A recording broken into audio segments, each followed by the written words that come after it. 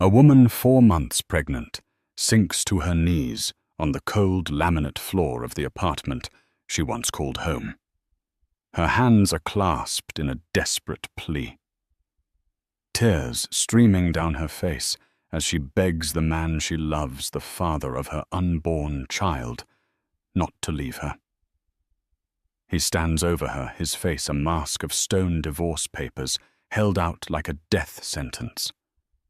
He calls her a weight, an anchor, dragging him down from the life he's destined for. But in the darkest moment of her life, a single knock echoes at the door. A knock that will shatter one man's world and expose a secret so vast no one in that room could ever have seen it coming. Stay with us to hear the story of how one woman's deepest betrayal led to the most stunning revelation of all. The silence in their small one-bedroom apartment on the west side of Chicago had become a living entity. It was thick and suffocating, clinging to the worn-out floral sofa and the water-stained ceiling. Amelia traced the rim of her chipped coffee mug, the lukewarm liquid inside a perfect metaphor for her marriage to Ethan. It had once been steaming, full of passion and promise. Now it was just there, stale and unappealing. For 4 years, Amelia had poured every ounce of herself into being the perfect wife for Ethan Cole.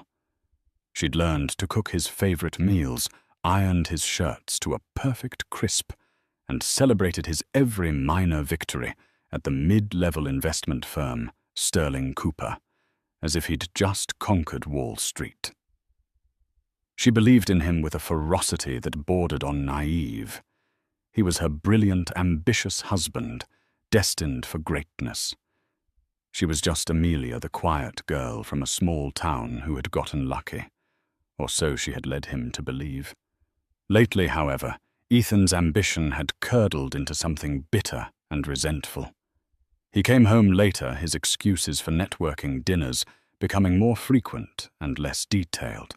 The easy laughter they once shared had been replaced by his sharp criticisms about the apartment, about her simple clothes, about her lack of influential friends. The worst of it came from his mother, Margaret Cole, a woman who wore her disappointment in Amelia like a prized diamond necklace. Every Sunday dinner was a trial by fire. Amelia, darling. Margaret had said just last week, pushing a piece of dry roast beef around her plate. I saw that Isabella Vance is back in town. Her family practically owns the Gold Coast. Ethan used to have a little crush on her in college, you know. A man needs a wife who can elevate him, who can open doors. It's a shame some people are just doors themselves, closed ones. Amelia had simply smiled her hand instinctively, going to her stomach where a secret fluttered. She was 4 months pregnant. She hadn't told him yet. She was waiting for the right moment, a moment of joy that might mend the growing cracks in their life. She imagined his face lighting up, the old Ethan returning as he realized they were starting a family. That hope was the only thing keeping her warm in the chilling silence of their home. Tonight, the silence broke. Ethan walked in, not even bothering to loosen his tie. He threw his leather briefcase onto the armchair, the sound making Amelia jump. He didn't look at her. He walked to the window and stared out at the flickering city lights, his back a rigid wall of contempt. "We need to talk, Amelia," he said, his voice devoid of any warmth. "I was just about to start dinner," she offered, her voice small. "I got that steak you like. I'm not hungry." He turned around, and his eyes were like chips of ice. The man she had loved, the man who had once written her poetry on napkins, was gone. In his place stood a stranger. "This isn't working," he said, the words clipped and final. "Any of it." Amelia's heart began to hammer against her ribs. What do you mean?" "Ethan," Is it work? Did something happen? He let out a short, cruel laugh. Yes, something happened. I woke up. I'm 32 years old, stuck in this shoebox apartment, married to a woman with no connections, no ambition, no value. I'm drowning and you're the anchor tied to my feet. Each word was a physical blow. Amelia felt the air leave her lungs. Value. Ethan, I love you. I've supported you in everything. Support, he scoffed, striding across the small living room. Making my dinner and washing my socks isn't support, Amelia. It's housekeeping. I'm being considered for a partner track position. A real one. The kind of position that requires a certain image, a certain type of wife. He stopped in front of her, looking down at her, as if she were a piece of furniture he was about to discard. I want a divorce. The two words hung in the air, monstrous and unbelievable. The world tilted on its axis. The chipped mug slipped from her fingers, shattering on the floor and splattering coffee across the worn linoleum. But Amelia didn't notice. All she could see was the cold, resolute finality in her husband's eyes. The cracks in their porcelain life had just split wide open, and she was falling into the abyss. No, she whispered, shaking her head in disbelief. No, you can't mean that. We can fix this. There's nothing to fix, he said coldly. I've already spoken to a lawyer. The papers are drawn up. It was then, in that moment of absolute devastation, that her secret came tumbling out, not as a joyful announcement, but as a desperate, last-ditch shield. Ethan, you can't, she cried, her voice breaking. You can't. I'm pregnant. For a fleeting second, a flicker of something unreadable crossed Ethan's face. Shock. Maybe. But it was extinguished as quickly as it appeared, replaced by an expression of profound irritation, as if her pregnancy was not a miracle, but a poorly timed inconvenience. You're what he asked, his voice low and dangerous. Pregnant Amelia repeated a fresh wave of tears blurring her vision. She stood up, her hands protectively, cradling her still flat stomach. I'm 4 months along. We're going to have a baby, Ethan. A family. Doesn't that change everything? She searched his face for a sign of the man he used to be, the man who had talked about teaching their future son to play catch in Lincoln Park. Instead, she saw a calculating coldness that terrified her. He took a step back, running a hand through his perfectly styled hair. You should have told me sooner. It was an accusation, not a lament. I was waiting for the right time. I wanted it to be a happy surprise. A happy surprise. He laughed again, a sound utterly devoid of humor. Amelia. This isn't a surprise. It's a complication. A maneuver. Did you think trapping me with a child would work? The word trapping struck her like a slap. Trap you, I thought it would make you happy. This is our baby. No, he said, pointing a finger at her. It's your problem now. He turned away, pacing like a caged animal. This changes nothing. In fact, it makes it more urgent. I need to be free of this mess before my career really takes off. The cruelty was breathtaking. Amelia felt a dizzying sense of unreality. This couldn't be the same man who'd held her and whispered promises under the stars on their honeymoon in Tuscany. That man was a ghost, and this stranger wore his face. So that's it, she choked out. You're just going to abandon us. Your child. I'll pay child support, he said dismissively, as if discussing a utility bill. Whatever the state mandates, a clean break is better for everyone. You can go back to wherever it is you came from. Some quaint little town in the middle of nowhere, right? You'll be fine. The condescension in his voice was the final straw. The part of her that had been desperately clinging to hope finally shattered. She saw him clearly now, not as her husband, but as a man whose ambition had consumed his soul. Over the next week, the apartment became a war zone. Ethan moved into the spare room, which was barely a closet, and their interactions were clipped and hostile. He spoke to her only to demand when she would be signing the papers he'd had couriered over. They offered a pittance, a one-time payment of $10,000 to help her get back on her feet. It was an insult, a clear message of how little he valued their 4 years together.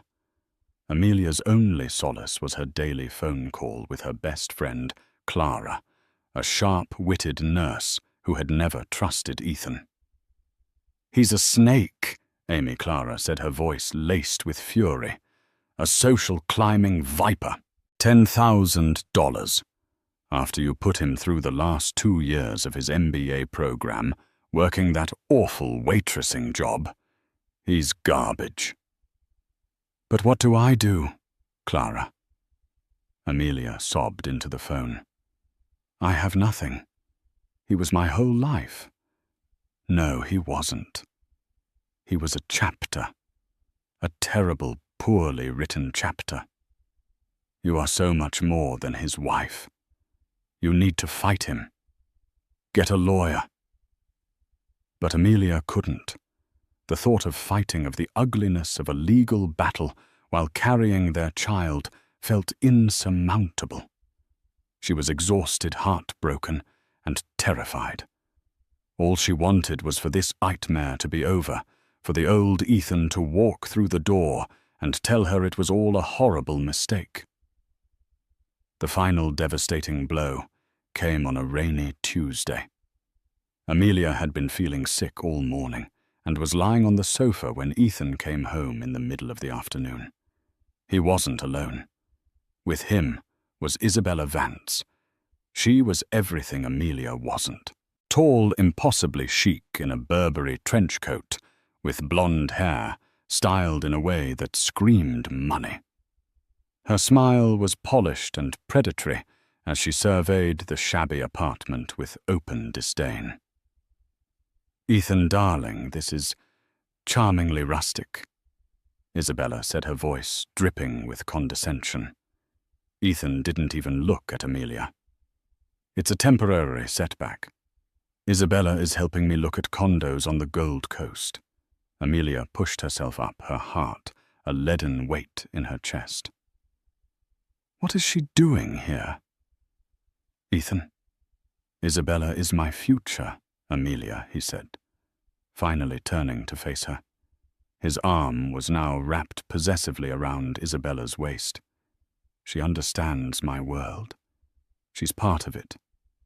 Her father, a managing partner at Vance Capital, is very interested in my career trajectory." Isabella looked at Amelia's slightly rounding stomach with a look of pure disgust. "I heard about your situation," she said, as if Amelia had a contagious disease. "Ethan has been so stressed. It's terribly unfair of you to burden him like this at such a pivotal moment in his life." The audacity of the woman, standing in her home beside her husband, lecturing her on fairness. A hot, unfamiliar anger began to burn through Amelia's grief. "You need to leave, Amelia," said her voice trembling but firm. Isabella just laughed. "Oh, I think it's you who'll be leaving, dear. Now be a good girl and sign the papers. Ethan and I have dinner reservations at Alinea." Ethan walked over to the coffee table and slapped the divorce papers down. "Sign them, Amelia. It's over. Stop making this so pathetic and dramatic." Pathetic. The word echoed in her ears. He saw her love as pathetic, her pain as dramatic, her child as a burden. She looked from his cold, impatient face to Isabella's smug, triumphant one. They were a matched set. Two predators who had just cornered their prey. And in that moment, Amelia knew that begging wouldn't work. Pleading was useless. The man she had married was truly gone, and in his place was a monster. The rain outside lashed against the windows, a furious, weeping sky that mirrored the storm inside Amelia's heart. Isabella and Ethan stood there, an unholy alliance of privilege and cruelty waiting for her surrender. The sight of them together in her home, discussing their future while systematically dismantling hers, was a unique form of torture. "Just sign it, Amelia." Ethan repeated his voice, tight with annoyance. He tapped his expensive watch. "We're going to be late." Amelia's gaze fell to the papers on the table. Dissolution of marriage. Ethan Cole and Amelia Cole. The words were so clinical, so sterile, for something that felt like an amputation of the soul. Beside it lay a pen, sleek and silver, an instrument of execution. She sank to her knees. It wasn't a calculated move. It was a complete collapse of her spirit. Her legs simply gave out, unable to support the weight of her grief and despair. The worn carpet scratched against her knees. She looked up at Ethan, her vision swimming with tears, the last vestiges of her pride crumbling away. "Please," she whispered, the sound raw and broken. "Please, Ethan, don't do this. Think about the baby. Our baby. How can you look at me, at our life together, and just throw it away for her?" Her head gestured weakly toward Isabella, who was now examining her manicure with an air of supreme boredom.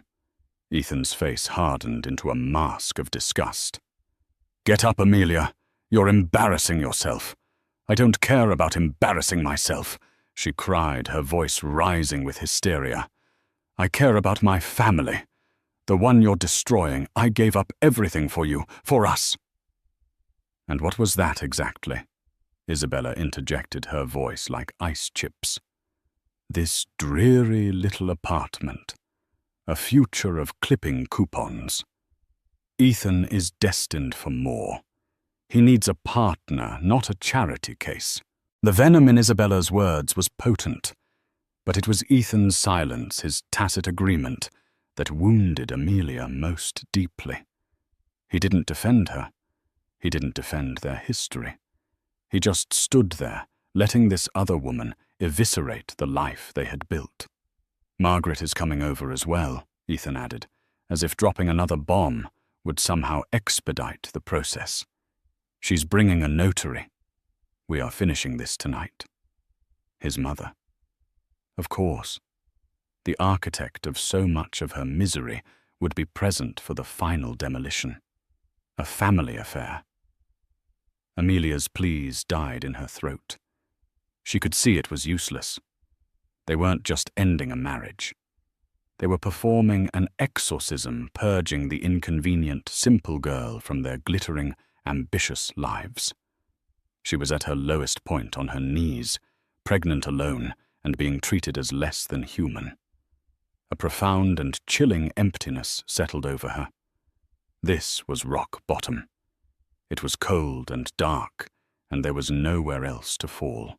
A key turned in the lock, and Margaret Cole swept in, shaking a ridiculously expensive-looking umbrella onto the welcome mat. She was followed by a nervous-looking man in a rumpled suit clutching a briefcase. The notary. Well, well. Margaret said, her eyes taking in the scene with theatrical satisfaction. Amelia on the floor. Ethan and Isabella standing over her like victors. It seems we're at the finale. Amelia, for heaven's sake, get off the floor. You're making a scene. Amelia didn't move. She couldn't. She was paralyzed by the sheer consolidated cruelty of the three people in front of her. "Let's get this over with," Ethan said impatiently, picking up the pen and holding it out to Amelia. "Sign. Now." The notary cleared his throat. "Ma'am, you'll need to sign on the designated line. I can witness—" Amelia stared at the pen. It was the same one she'd given Ethan for their second anniversary. An elegant Waterman pen. He'd said he would use it to sign the most important deals of his life. And here it was. Something inside her, a tiny flickering ember that had been all but extinguished, suddenly glowed with a spark of defiance. It wasn't a roaring flame of anger yet, but a quiet, firm refusal to be utterly annihilated. She had begged. She had pleaded. She had offered her heart, and they had stomped on it with designer shoes. She would not, she decided, give them the satisfaction of signing her own execution order while they watched. Slowly, shakily, she pushed herself to her feet. Her hands were still trembling, but her gaze was steady as she looked at Ethan.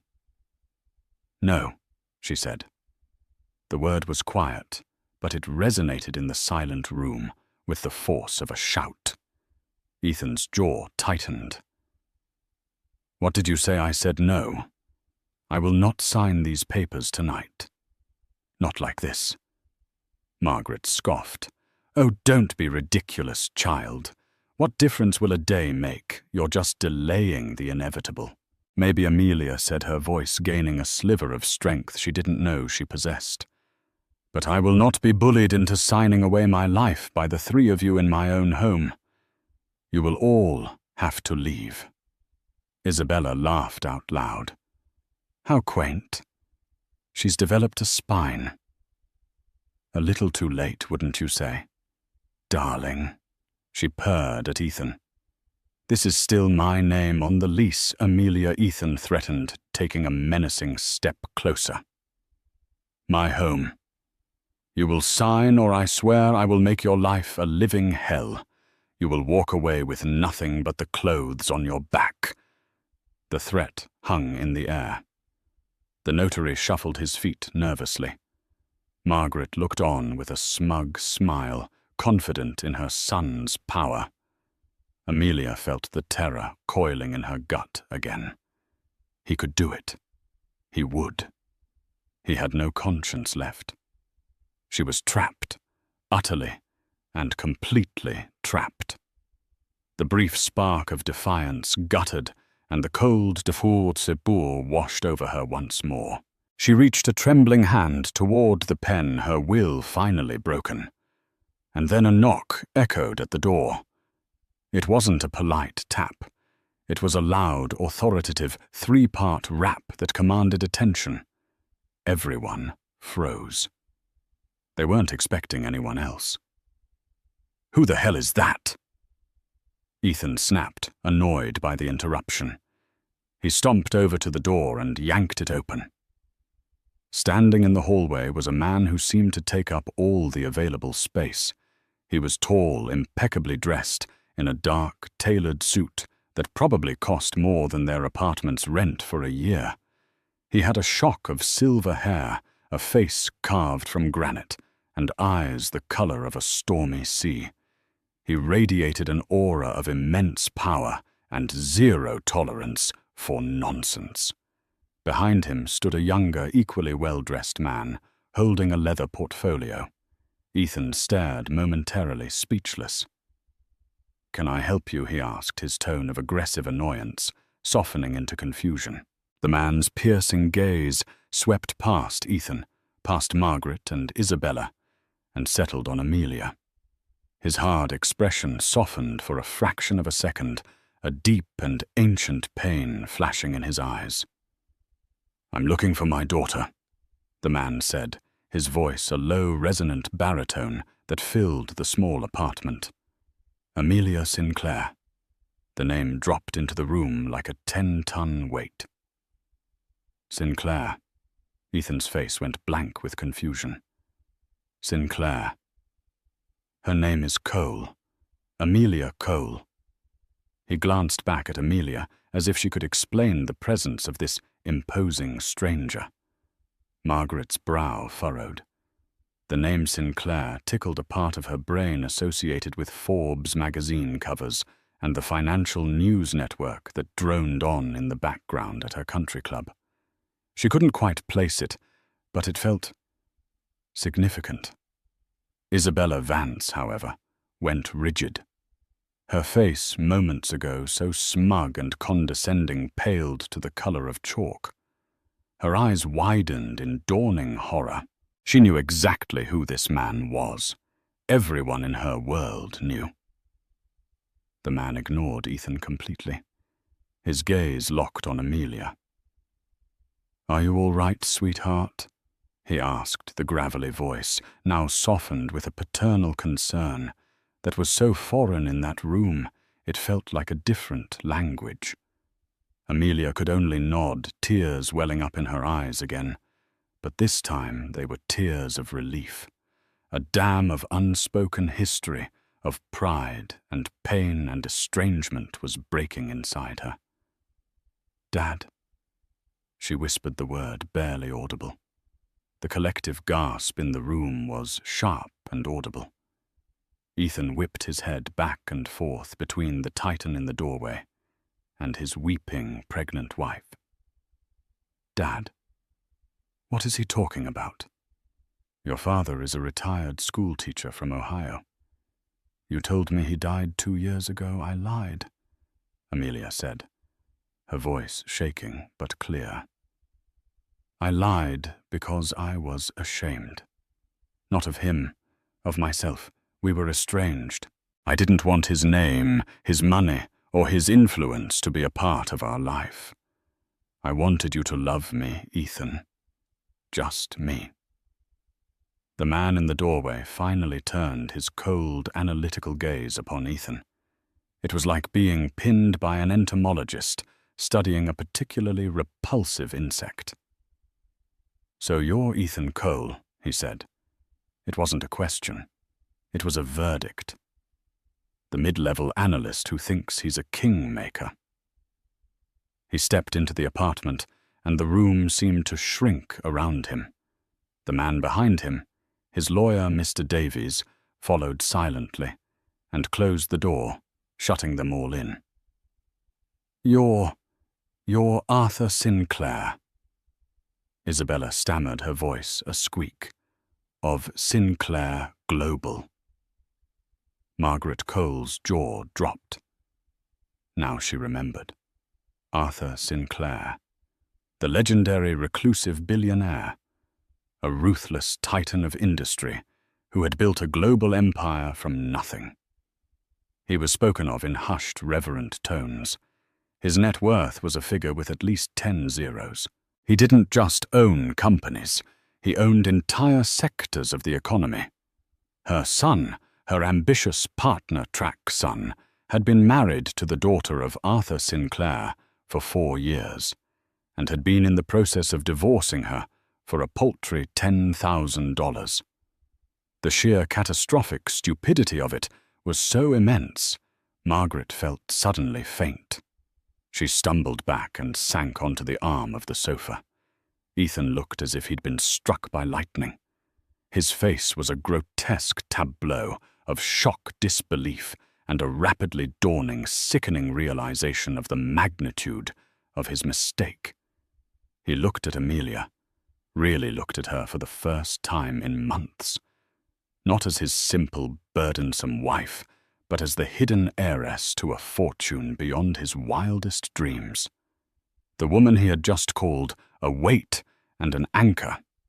Arthur Sinclair's eyes swept over the cramped apartment, taking in the worn furniture, the shattered mug on the floor, and the divorce papers on the coffee table.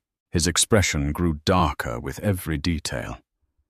"It seems I've arrived at an opportune moment," he said, his voice dangerously calm. He walked over to the coffee table and picked up the papers. He scanned the settlement page, his lip curling in utter contempt. $10,000, he said the words dripping with ice. You're divorcing my pregnant daughter, and you value her, and by extension, my grandchild, at $10,000. He tore the papers in half, then in quarters, the sound of ripping paper like gunshots in the silent room. He let the pieces flutter to the floor, like confetti at a funeral. The divorce is off the table, he announced. Or more accurately, we will be proceeding with a divorce, but on our terms. Mr. Davies.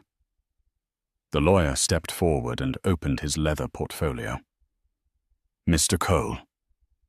He began, his tone crisp and professional pursuant to Illinois state law, given the duration of the marriage and the circumstances you have manufactured. Mrs. Cole, or rather Ms. Sinclair, is entitled to 50% of all marital assets.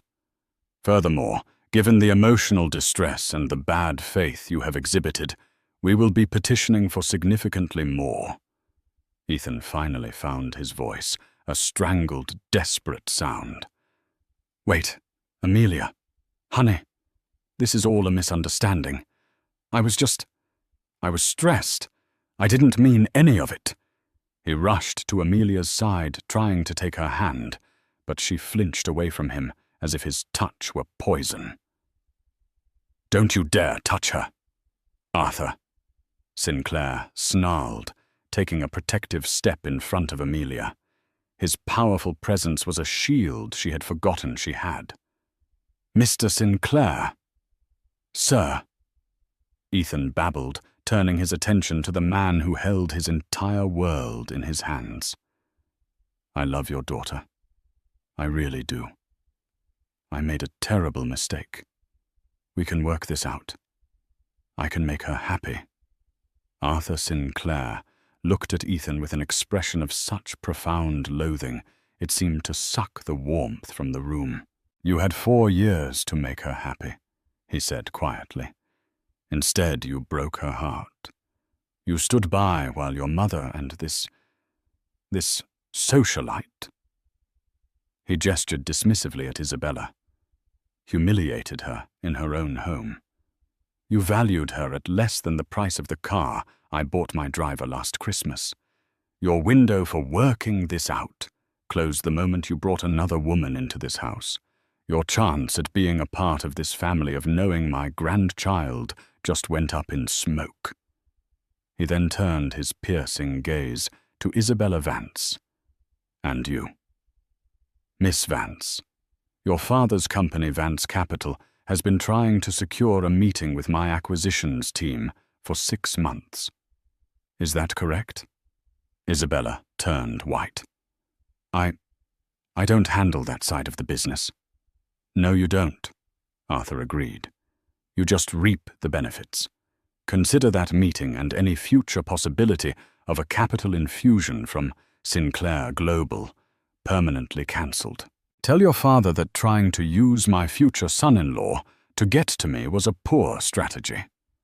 Trying to replace my daughter was a fatal one. He had dismantled them all in less than 5 minutes.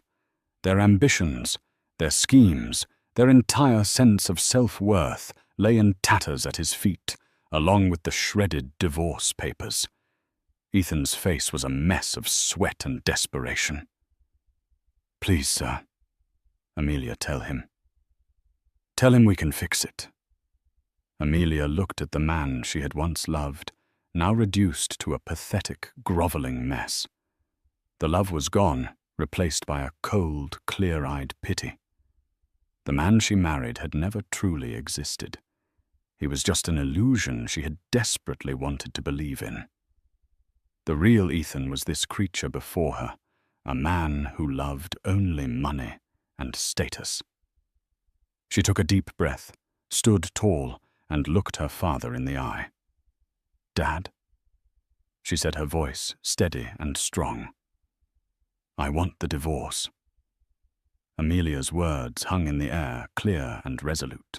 The declaration coming from the woman who had been on her knees begging just 10 minutes earlier was the final definitive shift in the room's power dynamic. It was no longer Ethan's show. It wasn't even Arthur Sinclair's. It was Amelia's.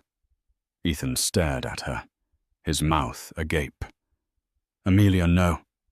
Baby, you don't mean that. You're emotional. You're pregnant. You can't make a decision like this right now." His tone was pleading, condescending, and desperate all at once. He was trying to reclaim his old role as the rational husband managing his overly emotional wife. But that woman was gone. "I have never been more certain of anything in my life," Amelia replied, her voice cold. She met his gaze without flinching. "You showed me exactly who you are, Ethan. I believe you." Arthur Sinclair placed a gentle, reassuring hand on his daughter's shoulder. "The decision is hers," he said, his voice a low rumble of finality directed at Ethan, "and my organization will provide the means to execute it. Mr. Davies, perhaps you could enlighten Mr. Cole on what his immediate future looks like." Mr. Davies, who had been standing by with the quiet efficiency of a guillotine operator, stepped forward again. He pulled a sleek tablet from his portfolio. "Mr. Cole," he began, his tone utterly devoid of emotion. "While the marital assets within this apartment are frankly negligible, our preliminary discovery has been quite fruitful." He tapped the screen. "You were recently given a promotion to senior analyst at Sterling Cooper, correct? It came with a significant pay rise and a performance bonus you were anticipating at the end of the fiscal year." Ethan nodded dumbly, a flicker of hope in his eyes. Maybe he could argue his earning potential, use it as leverage. "Yes. I'm on the partner track. My prospects are excellent." Arthur Sinclair let out a dry, mirthless chuckle. "Prospects? Son, you don't have prospects. You have a benefactor," Mr. Davies continued seamlessly. "Sinclair Global, through one of its subsidiary holding companies, acquired a 48% controlling interest in Sterling Cooper 8 months ago. The acquisition was kept quiet for market stabilization purposes. Ethan's blood ran cold. He had no idea. No one at the firm did. "Your performance reviews over the last 3 years have been average at best." Mr. Davies went on swiping through screens of data. "Your superiors noted a lack of innovative thinking and an over-reliance on social maneuvering rather than substantive work. However, 6 months ago, a directive came down from the new board to identify and foster potential. Your name was put on a special list. You were given the best accounts, your mistakes were quietly covered, and your successes were magnified. Your promotion wasn't earned, Mr. Cole. It was curated." Ethan's face was ashen. "Curated by who? Why?" Arthur Sinclair answered, his voice laced with venom. "By me. When Amelia told me she was in love with some ambitious young man, I did my due diligence. I saw a man of mediocre talent with an outsized ego. My daughter, however, believed in you. She asked me to stay away to let her live her own life, and I respected that. But I am not a fool. I don't leave my daughter's happiness to chance." He took a step closer to Ethan, his immense presence making Ethan flinch. "So I created a test. I bought your company. I paved a golden road for you, removing every obstacle. I wanted to see what kind of man you would become when you thought you were succeeding on your own merit. Would you become a grateful, loving husband to the woman who believed in you from the start? Or would you reveal yourself to be the worthless, social-climbing parasite I suspected you were?" He paused, letting the weight of his words sink in. "You have answered my question most definitively. Margaret Cole made a small, strangled sound. Her son, her brilliant boy, wasn't a rising star. He was a lab rat in a billionaire's experiment. Mr. Davies delivered the coup de grace. As of 9:30 a.m. tomorrow morning, Sterling Cooper will be undergoing a corporate restructuring. Your position is being eliminated. The performance bonus is of course rescinded. And as you signed a 5-year lease on your new BMW, based on your projected income and used company credit for several non-business-related expenditures. He glanced pointedly at Isabella. I project you will be in a significant amount of personal debt within 60 days. Ethan staggered backward, physically reeling from the information. His job, his car, his future, all of it was an illusion. A house of cards built by the man he had just tried to swindle, and that man was now blowing it all down. He turned his wild, desperate eyes back to Amelia. Amelia, you knew? Was this all some kind of sick game to you? No, Amelia said, shaking her head. The genuine pain in her voice cut through the tension. I had no idea about any of this. I thought your success was real, and I was so proud of you. Her voice broke on the last few words, the ghost of her love, still a tender wound. That more than anything seemed to finally break Ethan. The knowledge that she had genuinely loved him, had genuinely believed in his sham success, and he had thrown it all away. Arthur Sinclair wasn't finished. He turned to the notary, who was trying to merge with the wallpaper. You can go. Your services will not be required. The man practically sprinted out of the door. Then he faced Margaret. Madam, he said, his voice dangerously low, I have transcripts of every single Sunday dinner for the past 2 years. My daughter thought she was just venting to her best friend, Clara. But Clara is a very loyal friend. She recorded it all. The insults, the condescension, the constant undermining of my daughter's worth. A good lawyer could frame that as a campaign of intentional infliction of emotional distress. Margaret's carefully constructed composure shattered. She stared at him, speechless with terror. Get out of my daughter's home, Arthur commanded. Margaret didn't need to be told twice. She grabbed her purse and scrambled out, not even sparing a glance for her imploding son. Now only 4 remained. Arthur, Amelia, Mr. Davies, and the wreckage of Ethan and Isabella. As for you, Mr. Cole, Arthur said, you will pack a bag with your personal effects. Facts. You will be staying at a hotel tonight. My driver will take you. You will not contact Amelia again, except through her attorney, Mr. Davies. Is that understood? Ethan could only nod, a broken man. He stumbled toward the bedroom like a zombie, his grand ambitions reduced to ash. Finally, Arthur Sinclair looked at Isabella Vance, who was frozen in place, a statue of horrified privilege. You're still here, he stated flatly. Isabella flinched and practically scurried to the door, fumbling with the knob before disappearing into the hallway, her hurried footsteps echoing her retreat from a world she was no longer welcome in. The storm had passed. In the devastating silence that remained, Amelia finally let out a shuddering breath and collapsed into her father's arms, weeping for the love that was lost and for the strength she was finally painfully finding again.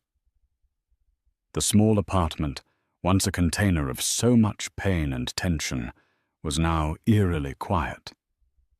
The lingering scent of Isabella's expensive perfume and the faint, acrid smell of Ethan's fear were all that remained of the confrontation. Ethan had emerged from the bedroom minutes later, pale and silent, carrying a single duffel bag. He didn't look at Amelia. He couldn't. He walked out the door under the watchful eye of Arthur's driver, a man built like a refrigerator who had been waiting silently in the hall. The door clicked shut, a sound of absolute finality. Amelia was sitting on the worn-out sofa, a warm mug of tea that Mr. Davies had somehow produced cradled in her hands. Arthur Sinclair sat beside her, not crowding her, but his presence was a solid, comforting wall. For the first time in years, she didn't feel like she had to be strong, because he was strong enough for both of them. "I'm sorry, Dad," she whispered, staring into the tea. "I'm so sorry I shut you out. I was stubborn and stupid." Arthur sighed a deep, weary sound. He reached over and gently took her hand. His own was large and calloused, the hand of a man who had built things and destroyed them. "You were in love, Amelia. You wanted to build a life on your own terms. There is no shame in that. The shame belongs to the man who couldn't see the value in the gift you gave him." They sat in silence for a moment, the old, painful chasm between them slowly closing. "You bought his company?" she finally asked, a note of disbelief in her voice. "You really did all that I did," he admitted. "When you cut off the trust fund you were supposed to receive on your 25th birthday, you told me you never wanted a dime of my money to influence your life. I honored that. But I have an entire corporate intelligence division at my disposal. I wasn't going to let you face the world completely unprotected." I watched him. I saw his resentment grow as his own meager talents couldn't match his ambitions. I saw him looking at you, not with love, but as an obstacle. The experiment was my last-ditch effort. I gave him the world on a silver platter to see if he would share it with you. He chose to try and trade you in for a shinier model instead. The cold, calculated nature of it was terrifying, but it was also born from a fierce, protective love she had forgotten the feeling of. Mr. Davies cleared his throat softly. "If I may, Ms. Sinclair," he said, pulling out a folder, "we should discuss the next steps. Your father has already taken the liberty of securing a new residence for you at the Four Seasons Residences, a 3-bedroom suite. It's fully furnished and staffed. We can have your personal belongings from this apartment packed and moved by morning." Amelia looked around the shabby apartment. It had been her home, the place she'd poured her love and hope into. Now it just felt like a cage she had been freed from. "Okay," she said quietly. Furthermore, Mr. Davies continued. "We will be filing the divorce papers tomorrow. We will be petitioning for the full 50% of all assets accrued during the marriage, which ironically, thanks to your father's intervention, includes a portfolio of stocks granted to Ethan upon his promotion. They are currently valued at approximately $1.2 million. Amelia's jaw dropped. "He doesn't know about them yet," Arthur added with a grim smile. "They were scheduled to be transferred to his personal account next Monday, a little bonus for his hard work. Now they're a marital asset. Your half will be a nice start for you and the baby." The sheer strategic brilliance was staggering. Ethan had been playing checkers while her father was playing multi-dimensional chess across continents. "We will also establish a trust for the child," Mr. Davies said, "and we will be filing for sole legal and physical custody, citing Mr. Cole's emotional abandonment and moral turpitude. We will not be seeking child support. We will in fact be including a restraining order, preventing him from coming within 500 feet of you or the child." "He won't fight it," Arthur said confidently. "By the time Mr. Davies is done with him, Ethan Cole will be so buried in debt and legal trouble he will sign anything we put in front of him just to make it all go away. He will vanish from your life, Amelia. I promise you that. It was everything she should have wanted. A clean break. Financial security. Justice. But looking at her father, at the ruthless efficiency of his power, she understood for the first time why she had run from it all those years ago. It was overwhelming. "Dad," she said, her voice small. "Thank you. But I need to do this my way, too. I don't want to be a passenger in my own life anymore. I need to be the one driving." Arthur looked at her, his stormy eyes searching her face. He saw not the broken girl on the floor, but a woman forged in betrayal, now tempered with a new hard-won strength. He saw his own Sinclair resilience staring back at him. He nodded slowly. "All right, Amelia. You're the boss. What do you want to do?" "I want that half of the stock portfolio," she said, a new firmness in her voice. "Not because I want the money, but because he worked for it, thinking it was his ticket away from me. There's a poetry in that. I want sole custody, and I want the restraining order. But I want to write him a letter. One final letter. And I want Mr. Davies to deliver it when he signs the final papers." Mr. Davies raised an eyebrow. "A letter, Miss Sinclair?" "Yes," she said. "Some things can't be said by lawyers. Some things you have to say for yourself." Arthur Sinclair looked at his daughter, and a rare, genuine smile touched his lips. "Whatever you want, sweetheart," he said. "Consider it done." The architect of consequences was ceding control to his creation, and she was about to design her own future. 3 months later, Amelia Sinclair stood on the balcony of her new home, looking out over the sprawling vista of Millennium Park. The city lights twinkled below like a carpet of fallen stars. A gentle breeze rustled the leaves of the potted hydrangeas that lined the terrace. It was a world away from the cramped, stifling apartment with the water-stained ceiling.